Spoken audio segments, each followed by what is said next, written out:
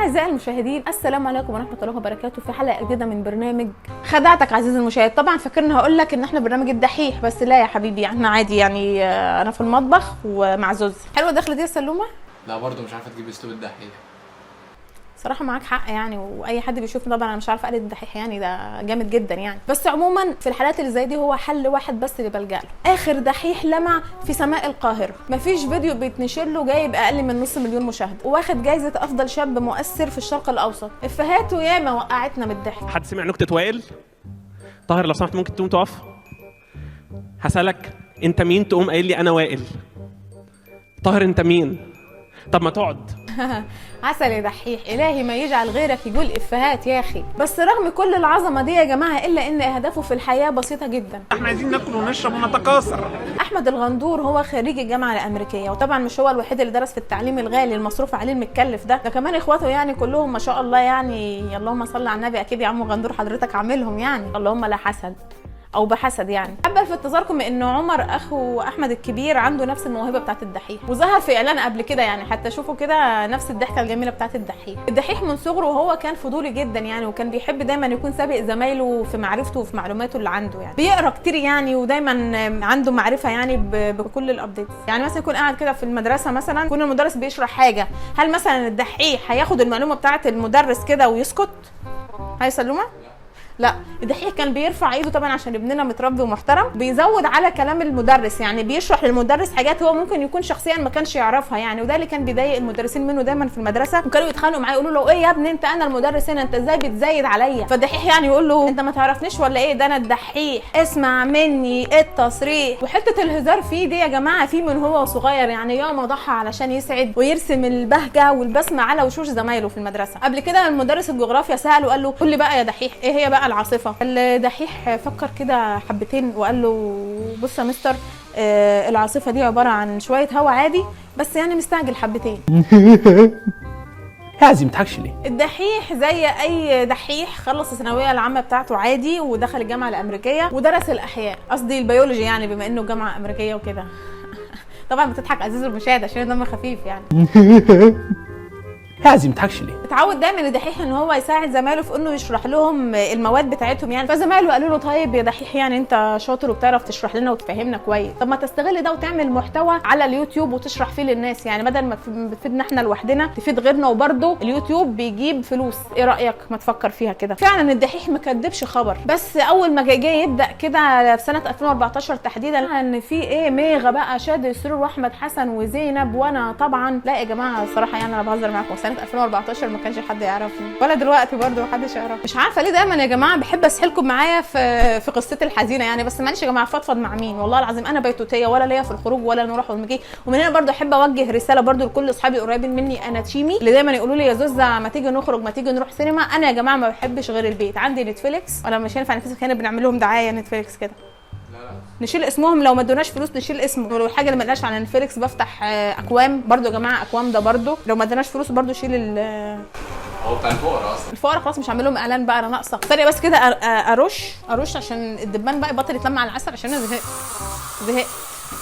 المهم يا جماعه يعني هو قال بينه وبين نفسه ازاي يا جماعه هحط المحتوى بتاعي وسط المحتوى ده يعني. انا مش بقلل من محتوى اي حد يعني طبعا يعني، اكيد محتواهم احسن مني 1000 مره. هو يعني الدحيح قال لنفسه كده ازاي المحتوى بتاعي هيتحط وسط المحتوى ده، اكيد مش هنجح واكيد محدش هيشوفني يعني. وفي الحقيقه يا جماعه هو في الوقت ده كان عنده حق فعلا، ما حققش نجاح في وقتها. واول فيديو عمله كان بعنوان ابن مجدي عبد الغني، وبعدين بقى فيديو العمليه بيبسي والكفتاجي، والفيديوهات دي ما كانش بيشوفها حد غير صحابه القريبين منه جدا، حتى اصحابه ما كانوش بيشوفوها للاخر. خليني يا جماعه عايز اسال سؤال هنا للناس اللي بتتابعني، هل انتوا بتكملوا فيديوهاتي للاخر؟ عايزه نصايحكم بقى، هل مده الفيديوهات بتاعتي طويله مثلا اقصرها شويه؟ اصل في حد قبل كده زوز انا بحس ان فيديوهاتك دي شبه الافلام يعني، ممكن مثلا وانا باكل مثلا كده انا والاسره بنتابعها يعني مثلا، هل ده فعلا ولا ده بيجاملني؟ صراحه انا حاسه ان هو بيجاملني، انا شخصيا ما بعرفش اكمل فيديوهاتي للاخر. فضل 3 شهور يجمع في 125 مشترك. والله يا دحيح ومين سمعك، ما انا برده قصتي حزينه برده، انا بقالي 3 سنين ما جمعتش غير 2000 مشترك يا جماعه. معلش بعد اذنكم اللي هو الحاجات دي السبسكرايب ومش عارف ايه. الدحيح ما يقفش، فضل مكمل وكان بينزل في الشهر فيديو او 2. طبعا يا جماعه انا واضح جدا هو ليه مقل في فيديوهاته، لان هو بيعمل اي فيديو ليه بمصادر وبيركز فيها جدا يعني، مش زي حالاتي كده بيقف في المطبخ ونصه كلامه راغي بقى ويقعد يالف بقى لا مش كده. ايه اللي حاجه مش حاجه ايوه ده مش حقيقي؟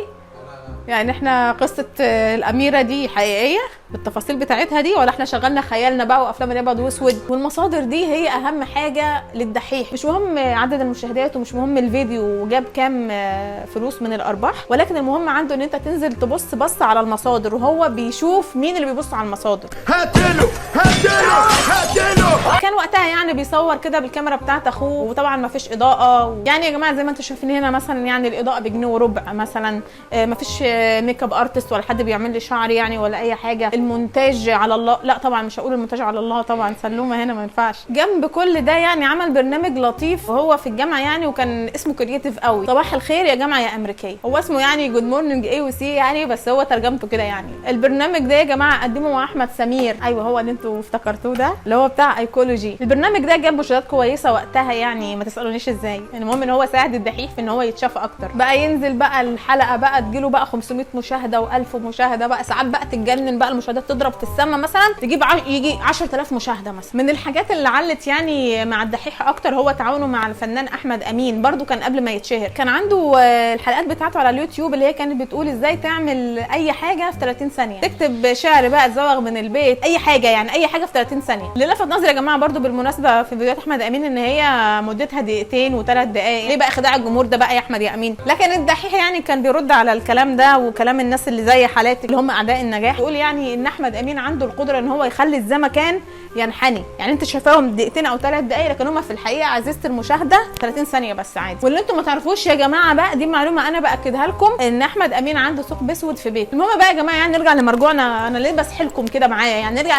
نرجع للدحيح تاني. عمل الدحيح مع احمد امين فيديو لمده 30 ثانيه برده، اللي هي بعدين بتنحني ازاي تروح المريخ في 30 ثانيه. الفيديو ضرب وعمل اكتر من 1,000,000 مشاهده. الدحيح وصل العالميه لما منصه قطريه كده كلمته. ما بحبش مش هقول اسمها ولا اقول اسمها عشان ممكن يكلموني يقولوا لي اقدم محتوى. لا مش قادره والله العظيم، ما قادره، مش قادره. انا في العادي بجامل يعني يا جماعه، وساعات بعديها، بس مش قادره اقول اسمها. وقالوا له اشتغل معانا وكل طلباتك مجابه، من 20 جنيه ل 1000 جنيه. قال لهم انا طلباتي بسيطه يعني، هم 2 كيلو تفاح على 2 كيلو خيار، ولو تدونوا يعني روف كده فوق السطح اشتغل منه، يبقى انتوا ولا ايه؟ ولا هو كان عنده فيلا ازاي؟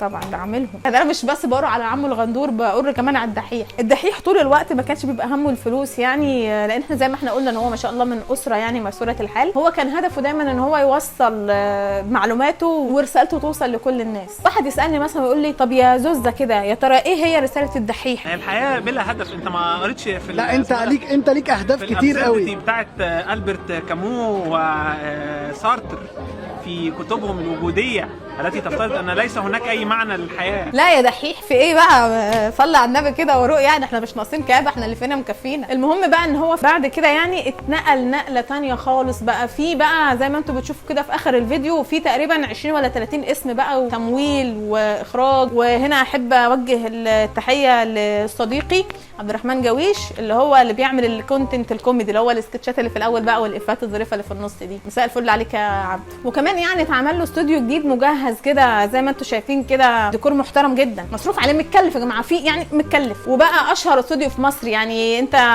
ساعات بتنزل الصوره كده، بتقول صوره يمكنك سماعها، بتبقى صوره اللوكيشن بتاع الدحيح. ان شاء الله يا جماعه يعني قريب كده ممكن الفيديو بتاع المطبخ بتاعي يبقى كده برده، والله اعلم، مين عارف. سالم ونبقى اعملها الحركه دي، نصور من عندك كده وتكتب صوره يمكنك سماعها. اي شاب ناجح طبعا لازم يكون لك اعداء للنجاح، ناس ثانيه عايزه تشتهر على قفاه بدات تتكلم عنه، سمعاك بتقول لي اللي انت كمان منهم. ايوه انا كمان منهم عادي يعني. الدحيح يعني نشوف الفيديو ده ممكن يوصل كام. لو الدحيح نفسه شافه انا كده بقى وصلت رساله، بقى لي الدحيح اساسا انه عنده رساله وكده يعني، انا برضه عندي رساله. الناس دي يا جماعه قالت عنه ان هو بينشر افكار مش كويسه بقى، وبيهدم وبيعمل حاجات نوتي خالص يعني. منهم واحد وصفه بالدجال. والمشكله يا جماعه ان هو في بدايه الفيديو كان بيقول انا مش هدف ان انا اسيء لحد. هذه الحلقه ليس هدفها الانتقاص من اي شخص. ميرسي يا حبيبي والله كلك ذوق. طبعا يا جماعه ناس كتير بقت تقول ان هو بيجيب مصادر مش مظبوطه. طيب يعني معلش يعني حضرتك، هو انت اساسا بتبص على المصادر؟ هتشتغل نفسك؟ حد فينا بيبص على المصادر؟ انت بص على المصادر. الفيديو بيخلص بشوف الفيديو وبقى براجع بقى الفيديوهات بقى القديمه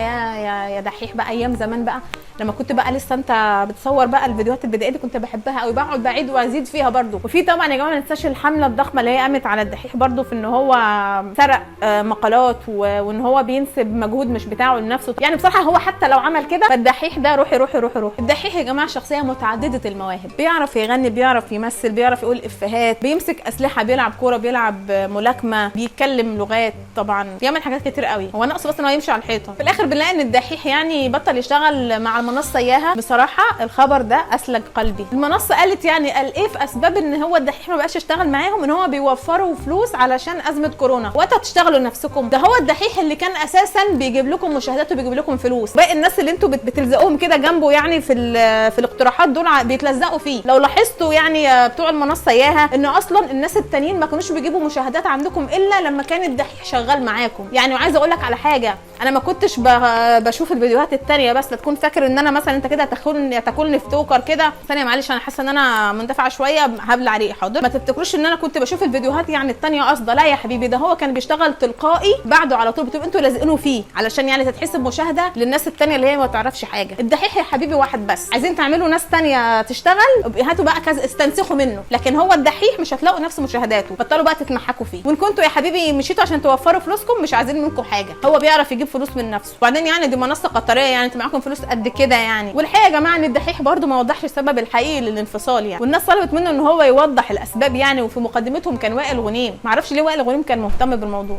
احنا محتاجين، لو انت يا احمد يا غندور راجل بتحترم الجمهور اللي انت بتقول ان انت بتزود وعيه، فابسطها يا احمد يا غندور يا دحيح انك انت تواجه الناس بالحقيقه. الدحيح الحقيقه يا جماعه يعني ساب اللي بيسال يسال، وساب اللي بيتكلم يتكلم وما ردش. احنا عارفين طبعا الدحيح كاريزما كده دايما، ومش اي حد يقول كلمه يطلع يرد عليها. يا حبيبي عايز تقول قول، عايز تتسلى اتسلى عادي. بس هو بقى رد بطريقته. بعد شهرين بالظبط طلع يعني مش عايزه اقول ان هي ايقونه بصراحه يعني هي كانت تجربه جامده جدا. انا كنت بتابعها، مفيش حد يقدر يقول على حاجه بيقدمها الدحيح وحشه، بس الناس يعني بصراحه ومنهم انا برضو كنا بنحن لشكل الاستوديو القديم. وكمان كان في شخصيات كده سائله يا جماعه بتظهر معاه كده، كانت مخليه المود مش حلو. يعني احنا متعودين على الدحيح لوحده بيبقى واكل الجو كده، واحنا بنبقى متوحدين معاه وحاسين ان هو حد مننا. جت ظهرت اكتر من شخصيه في النص احنا ما كناش مستلطفينها يعني، مع احترامي طبعا لكل الزملاء اللي اشتغلوا، بس الدحيح واحد بس. بعد ما المشروع مع شاهد خلص، هو خد بقى بريك كده وراح بقى المالديف، قعد شويه يروق على نفسه وقال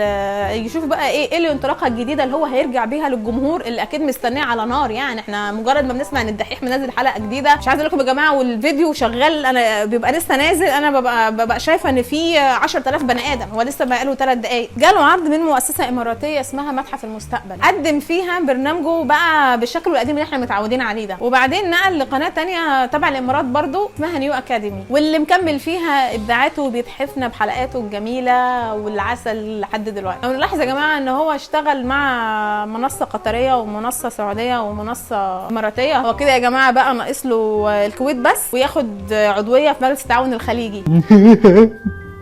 لازم تضحكش ليه؟ في الاخر احب اقول للدحيح يعني معرفش الفيديو هيعجبك ولا مش هيعجبك ولا هيوصل لك اصلا لا، لان انا اصلا على الله برده ما عنديش يعني طبعا كم الفانز اللي عندك، ولكن لو الفيديو ده وصل لك احب اقول لك يعني الف مبروك وشكرا ان انت كملت الفيديو للاخر يعني. وما تبصش على المصادر عشان ده خبر محزن ليك، مفيش مصادر يا دحيح.